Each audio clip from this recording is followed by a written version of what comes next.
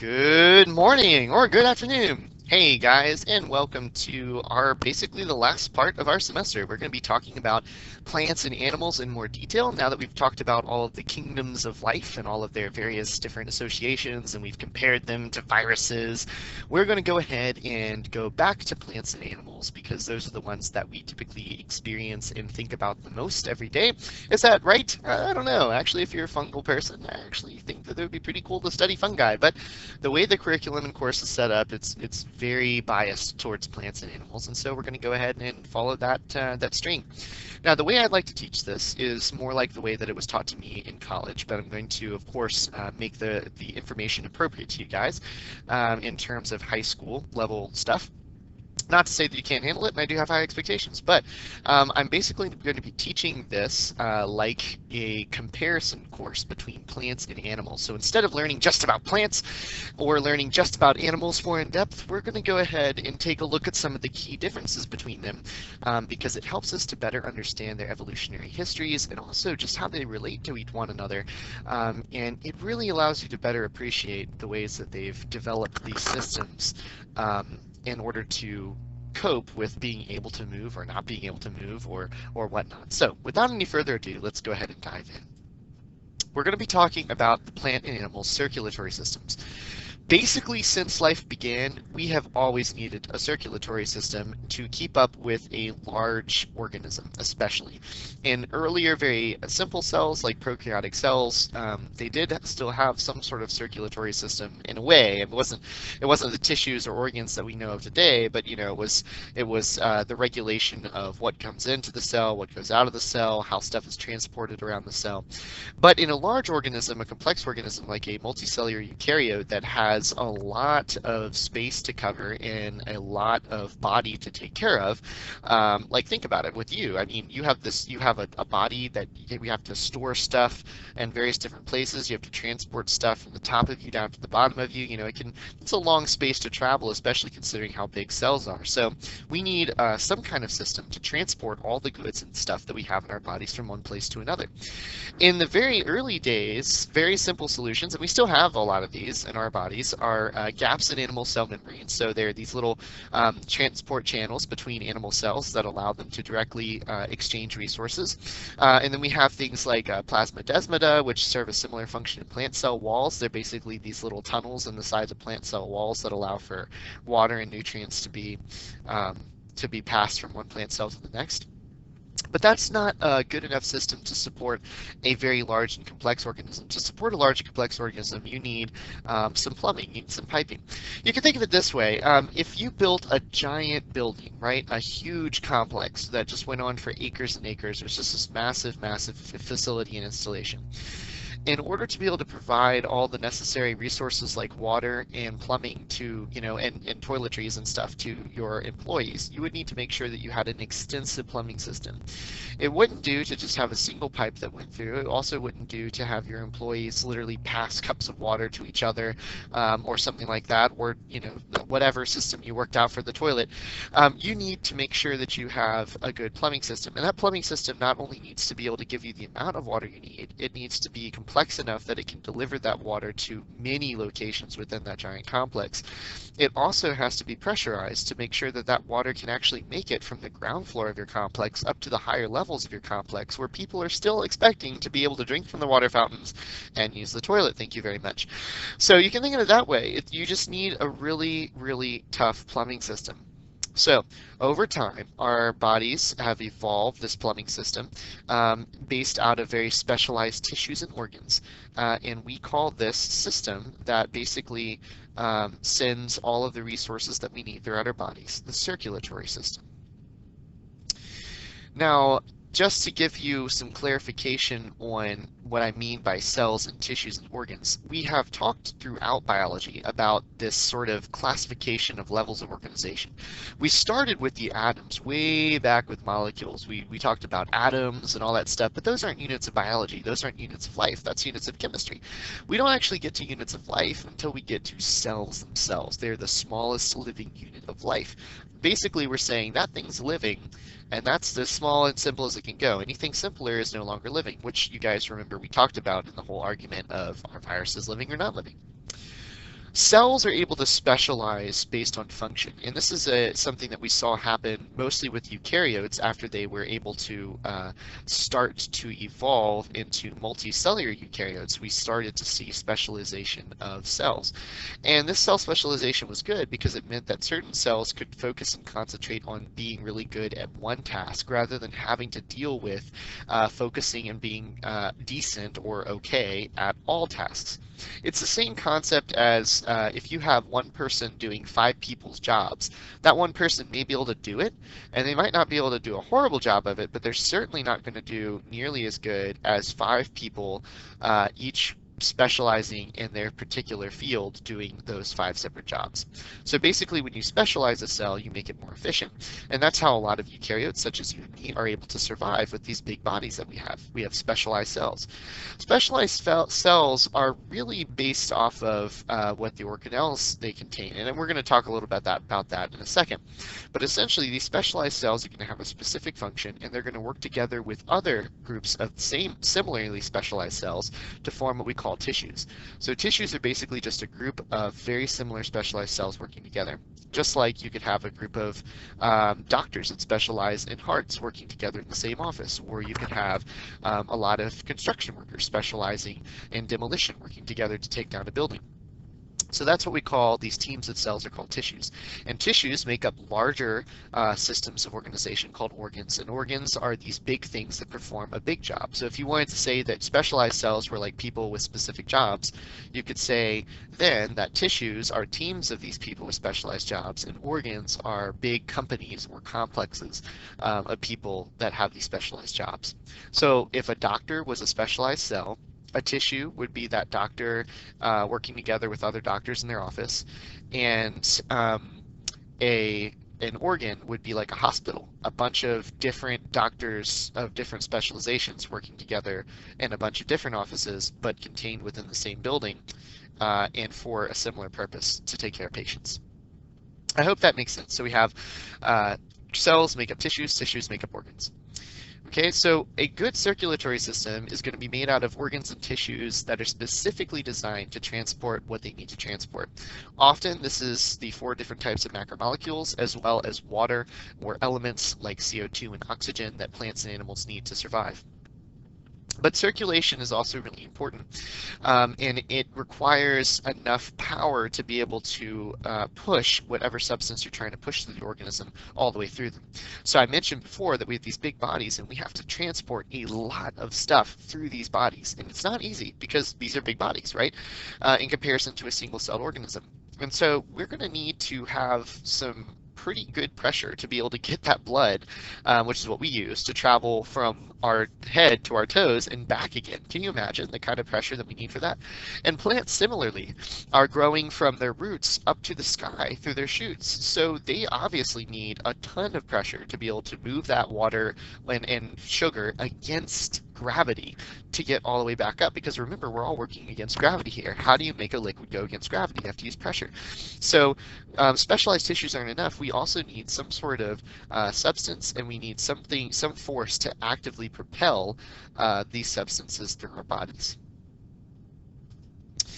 So let's take a look first at plants. So plants, their circulatory tissue is called vascular tissue, and it comes in 2 big flavors. We have xylem, which is going to transport water and nutrients like minerals only, not nutrients like sugar, but just minerals. So like salts and stuff like that. So water is going to enter the roots of the plant, and it's going to immediately go to the xylem. Xylem is going to be formed out of a tube of hardened dead cells. Now, they were once living, and the plant cells basically built this long highway, sort of this long stream going up the plant, and then they died. We can see this is where their old cell walls used to be, between the old plant cells. And this is where all their organelles were. Of course, they're all gone because they're dead. This hard growth you see on the outside is lignin, and lignin is the component that makes up wood. So essentially, these are hardened tubes. Now, they're hardened because they have to withstand extreme pressure, and we'll talk about that in a little bit when we talk about what actual force is pushing this water up through the stem of the plant. But they have to withstand incredible pressure. We also see that the flow of water is unidirectional. In other words, it flows from the roots to the shoots, but it cannot go the other way. Okay, so water is only allowed to flow in one direction through this. We can see also that they're relatively wide, but that they have these narrow openings or gaps that allow for water to go. This allows for water to pool and for some pressure to continue to build to allow the water to be pushed up the tree. So for plants, we have xylem. For water, let's take a look at what we use for phloem, or excuse me, for sugar. So for sugar, plants are going to use smaller tubes than the xylem. Here's xylem right here, by the way, a picture of an actual xylem tube from a cross-section of a plant.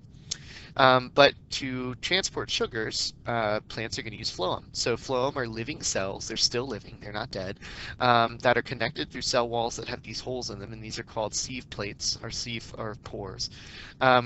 And so these sieve plates are going to allow for sugars and other nutrient-rich materials to be able to flow through the plant in tubes separate from the water. And this is going to be a bidirectional flow. So we can see they're going to flow from one place in the plant to the next. And this is because water needs to go everywhere in the plant. So it can get away with unidirectional flow. But sugar is going to go specifically from sources where it's made in photosynthesis to sinks. In other words, where it's being used to power the plant. So basically the plant has to transport it from places where it needs food to places that don't need food. And vice versa, and it needs to be able to transport it from the production places where it makes the food to the places where the food is actually eaten. And that means that we need to have a bidirectional flow. In other words, we need to go one way sometimes and another way another. And that's why we have these cells. They have to be living, because they're able to actively transport these sugars from one place to the next in different directions. And so we have to have them living. With the xylem, we can have dead cells because all we need is unidirectional flow. And as we all know, we don't need a pipe to be living in order to allow stuff to flow through it. So here we see that there's a difference in the structure of the tube based off of its necessary function within the plant. Then there's ground tissue. So ground tissue, we talked about a little bit when we talked about the evolutionary history of plants. It's basically what handles all photosynthesis and all of the metabolites from photosynthesis, such as sugars that are produced.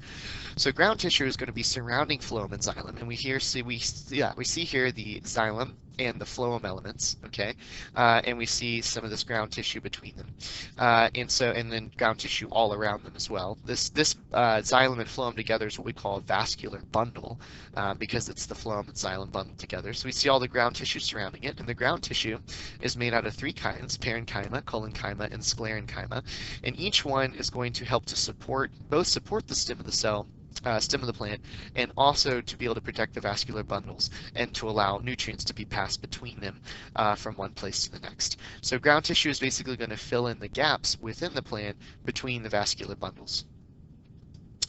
Okay, so we have an idea now of what the tubes are, or the vessels where stuff moves through in plants. We know that water and minerals move through the dead tubes of the xylem in a unidirectional flow, and we know that phloem moves through the live tubes of the plants. That sugar moves through the live plants phloem. This is very hard to say for some reason.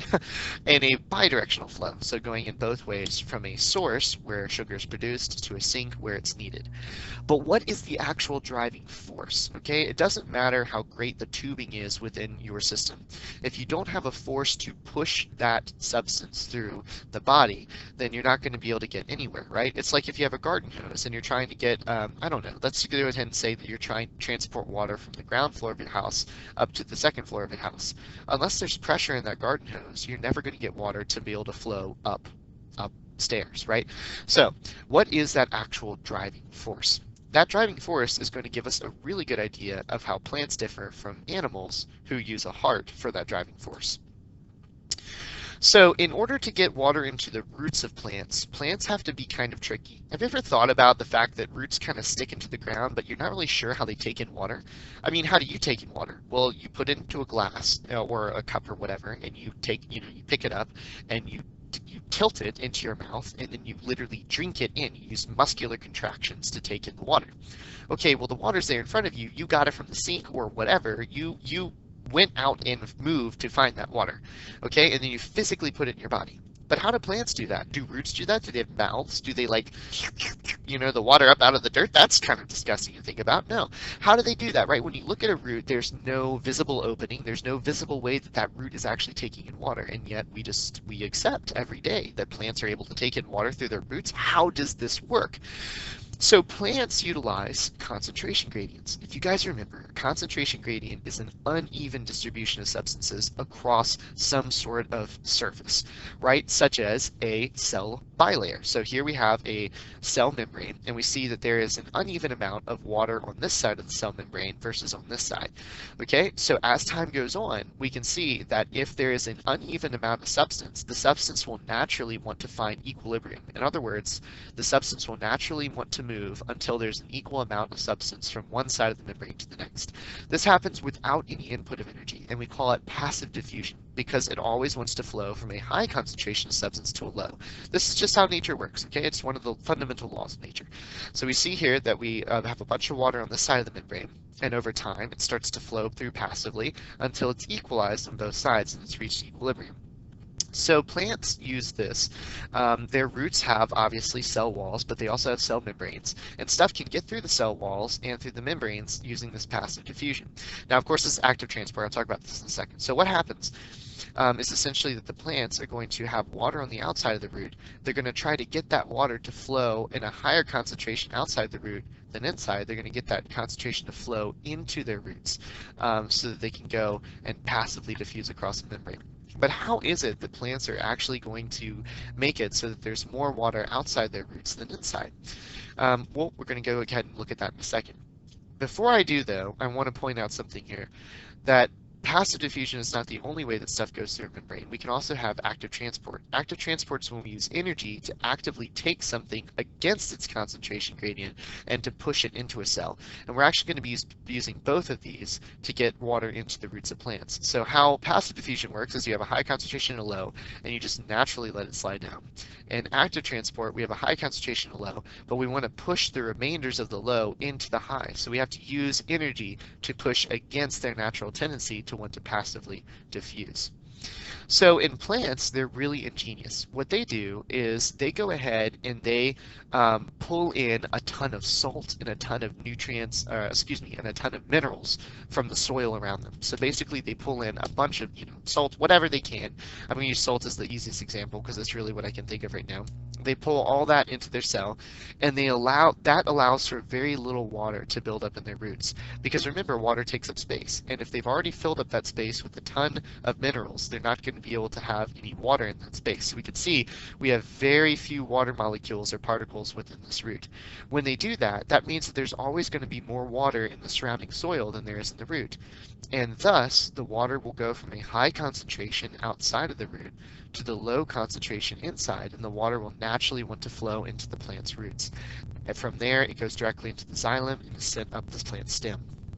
This is ingenious because it means that the plant is just using a simple concentration gradient to get stuff to come into its cell. It's not having to fight or try to use any suction force or anything else like that. It's using a simple concentration gradient to move one thing from outside to in. Now, here's what's really cool, is that this actually goes straight back to the topic we talked about earlier in the year, which was osmosis, which is essentially the movement of water from a high concentration to a low concentration without the need of energy. And that's exactly what we're seeing here. Plants are using natural osmosis of water to go ahead and pull water into their plant roots. It's a very highly effective system.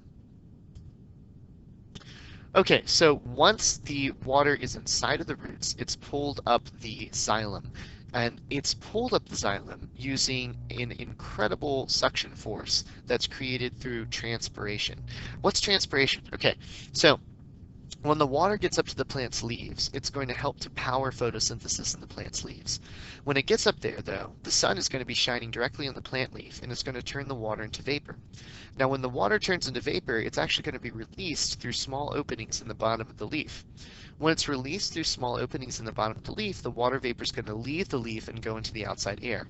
But when that happens, water molecules are still attached via cohesion. So you guys should remember cohesion. This is the attraction force between two molecules. And so it basically means that they're bonded in some sort of way. So we still have bonds between these water molecules that are evaporating away from the plant and the ones that are still in the xylem of the plant. And that's going to draw the water molecules that are still in the xylem of the plant up the stem and out into the leaf. So the transpiration is going to keep going out, and it's going to keep drawing those water molecules up and up. And that's going to keep helping to draw the water from the roots up the stem and through the plant. Okay, so as this transpiration, this evaporation is occurring, it's actually creating a suction force. And that is what plants use to power the movement of water up their stalks. It's literally just that evaporative suction force. Obviously, the suction force is going to be higher as the temperatures are hotter or more sunlight is hitting the leaf, because that means more water is going to evaporate and pull the water molecules up the plant stem. Now, as they're being pulled up the plant stem, what stops them from falling back down due to gravity? Adhesion. So if you guys remember, adhesion is when one type of molecule tends to stick to another type of molecule, a different type of molecule. In this case, the water molecules tend to stick to the walls of the xylem. And this means that as they move up, if there's ever any slowing down of transpiration and there's a slow down to the suction force, they're going to go ahead and hold fast to the wall so they don't fall back down, and they keep moving in that one directional movement. That's really important for the plant to be able to get water from its roots all the way through all of its tissues and through all of its shoots. So this is what we call capillary action, cohesion and adhesion working together to pull water up the stem. Phloem is a little bit more complicated. So what phloem is going to do is it's going to use concentration gradients to move stuff from a source to a sink. So here's a leaf, okay? I'm going to have to pretend it's a leaf because it looks terrible. So here's a leaf that's undergoing photosynthesis and is creating a lot of sugar. Now you can see the high concentration of sugar here near the source and the low concentration near the sink, the root, that the plant wants to grow. But in order to grow it, it needs sugar.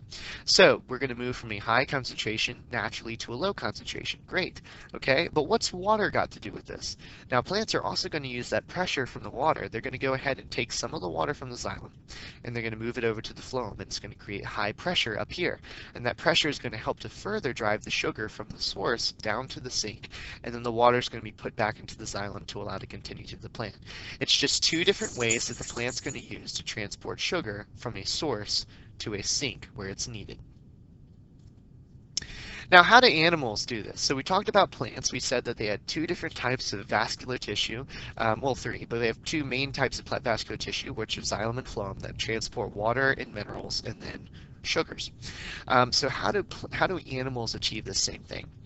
In order to transport all the stuff that we need throughout our bodies, we're going to need tubes very much like xylem and phloem, and we're going to need some sort of system to be able to force the liquids or nutrients through our bodies. So let's go ahead and take a look at how this works in animals. Okay, so in animals, we're going to have two circuits, especially, and I'm using humans as an example. The circuits are because animals require a ton of oxygen. So before, when we were looking at the plant circulatory system, you guys should have noticed that we really didn't look very much at oxygen within them, okay? They weren't really transporting oxygen through their circulatory system, but we do. Okay, when we breathe in air through our lungs, that air has to go straight into our blood. That oxygen goes right into our blood and then is transported throughout our bodies. The reason for this is that plants don't move around a lot, and they don't really need all of that extra oxygen to power those mitochondria, to power muscles. But animals move, we move. And all of our movement, all of our muscles is powered by ATP. And ATP is created by the mitochondria within our cells. You guys remember that. So the mitochondria, remember, require oxygen in order to create that ATP energy to drive our muscular movement. So we need a lot of oxygen moving through our circulatory system. So our circulatory system is made out of two circuits, or basically loops. We have the pulmonary circuit, which is going to send blood through our lungs to directly pick up all that oxygen. And we have the systemic circuit, which is going to take that blood with all that oxygen and distribute it through the muscles in our body to be able to power all those mitochondria. All of this, again, is because we require a ton of aerobic respiration in order to power our movement. This is a perfect way to show how plants and animals' evolutionary histories dictate how their circulatory systems differ. So we're going to start with the vessels that our system uses. So what are the tubes that we use? We don't use xylem and phloem. we're going to use arteries, capillaries, venules, and veins. So the blood that flows from a beating heart is under intense pressure. So you can imagine the blood goes back to so I'll go ahead and show this back in the circulatory system. The blood goes to the heart into what we call the atrium, and it starts to build up incredible pressure. When it builds up incredible pressure, okay, it is then pumped via a beat into the rest of your heart. That pressure is really important for making sure that the blood can go all the way from your heart down to your toes and back again, right? But that pressure means that whatever vessel we're going to use has to be able to, just like the xylem, withstand extreme pressures. Okay, so in order to do this, the arteries, which are the vessels, the large vessels that lead away from your heart towards the rest of your body, your arteries are going to be very thick-walled and very elastic. In other words, they're going to be able to bend. And that bending is very important for them to be able to withstand the incredible pressures coming from your heart. Those large tubes are going to go ahead and lead your blood throughout most of your body until it gets near to your muscles. Once it gets near to your muscles, it's going to branch off into capillaries. And capillaries are the small vessels that are going to deliver all that oxygen and nutrients directly to your muscles. Now, I like to think of it this way. Arteries are like the massive superhighways that lead out of cities. Okay, they connect cities. So if you're a big transport truck full of stuff and you're leaving from the city to go out into the country to deliver something, you're going to start on the highway, because the highway is going to be the big road leading out of the city. That's your artery. Once you start getting near to the town or wherever it is that you're supposed to deliver your goods, you start turning off onto smaller and smaller roads, eventually getting into, smaller lanes and back roads and stuff, getting closer to your delivery destination. Those are your capillaries. Now, once you get to your destination, you're going to offload all of your oxygen and your nutrients and everything that you were carrying in the blood, and then it's going to go ahead and transfer to venules. So venules are basically the capillaries that are going to take all that deoxygenated blood, as well as the blood that has taken in all of the waste products from your muscles and everything. And it's going to go ahead and take those, and it's going to transport those back into the superhighways that lead back to your heart, which are called veins. Now, because you have all this waste in your blood after this, because when you drop off the oxygen and nutrients to your muscles deposit all their waste products like CO2 and all that stuff. So your blood has to be filtered before it can go back to your heart. It's filtered, and we'll talk about that, through your kidneys. And then once it's going back to your heart, the blood is going to travel through your veins. Now, because it's under less pressure, because it's further away from your beating heart, your veins don't have that very strong-walled elastic capability that your arteries do. They're very thin-walled and very, very low elastic. They also have valves to prevent backflow. So believe it or not, by the time that your blood is about to reach your heart again, it's under such low pressure, because it's been so far away from that high pressure system near the heart, that your blood actually could flow backwards unless there are valves in your vein to stop that. So basically, as your blood flows through your veins with each heartbeat, valves are going to close in your veins to make sure that the blood doesn't accidentally flow backwards into your system. Now let's talk about the driving force of the heart. So we talked about the two major types of vessels, or three, I guess, major types of vessels. We have arteries and veins and capillaries, which could be called venules if you're talking about them flowing back into veins. But now let's talk about the thing that is actually pushing the blood through your system, your heart. Your heart consists mostly of 4 chambers. We call these chambers either atrium, which are basically holding tanks for blood, or ventricles, which are basically pumps for blood. When blood comes into your heart, it goes into an atrium, either the left atrium or the right atrium, depending on what circuit it's coming into. It then flows into the ventricle, which is going to collapse and is going to push the blood through your system. So the ventricle is the pump, and it squeezes your blood into either the arteries, either your aorta or your pulmonary artery, and your atrium are the holding tanks where the blood first comes into the heart to be held before it's pumped out. All the valves are just there to make sure that the blood is being kept in the proper chamber and isn't allowed to accidentally mix or flow backwards through your heart, because we talked about how that would be bad, especially if you're mixing your deoxygenated with your oxygenated blood. Okay? So, your heart is made of cardiac muscle. It's powered by mitochondria, just like all the other muscles. And the sound of your heart beating is actually the sound of those valves in your heart snapping shut when you have 2 different kinds of movements. One is called diastole and the other is called systole. So essentially, diastole is going to be when blood is going to run into your heart, it's going to go into your atrium, and when it's pooled totally in your atrium, it's going to release into your ventricle, and the ventricle is going to squeeze, as we can see over here. When the ventricle squeezes, it's going to push the blood up into your arteries and deliver it to either your lungs to be oxygenated or to the rest of your body in order for you to be able to survive. So it's really cool to think about your heart being this driving system for all the force and pressure in your system. So circulation, is it better having a heart rather than relying on evaporation and transpiration?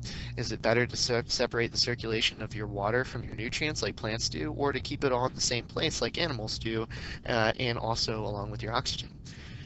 As you might expect, neither one is better, but it is true that each one directly reflects the evolutionary histories of both organisms. Animals need a lot of movement, so we need a lot of nutrients, oxygen, and other things flowing through our blood.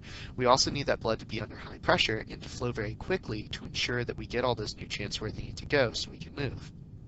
Plants are non-motile. They don't move around as much as animals, and so they don't have those requirements. They also are constantly undergoing photosynthesis and losing a ton of water, which is, of course, animals do that as well. We perspirate and stuff like that. But with plants, it's very profound. They lose a ton of water all the time. And so they just went ahead and they used that inefficiency of water to their advantage to power their circulatory system. Could they have evolved a different way? Absolutely. But they didn't, because they used what they had. And that is one of the biggest points I can leave you with today, is that evolution is always going to use what it has. Okay? It's never a perfect system, but it's going to use what is naturally there to give each organism a system that's going to work. So, plants and animals, is one better than the other? No, they aren't, no matter what our bias might say, but they both do have freaking awesome circulatory systems that transport water and nutrients where they need to go using different mechanisms that are varied and really, really cool to study.